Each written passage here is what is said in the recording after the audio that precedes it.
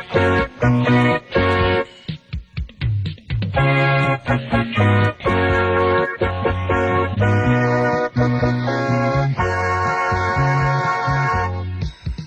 ផែនដី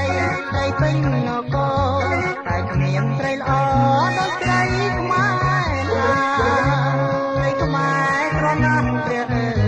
បើសិនបានស្នេហ៍ហើយស្នេហ៍នោះផ្អែមជាងទឹកខ្មុំស្រីខ្មែររំទុំខ្ញុំផែនពេញចិត្តខ្ញុំធ្លាប់ទៅក្នុងក្រុងបារាំងអាមេរិកាំងអាល្លឺម៉ង់អង់គ្លេសតែគ្មានត្រីឡទេត្រីនោះមានតែស្នេហ៍តែខ្វាងចិត្តតែភក្តីចាញ់ត្រីខ្មែរ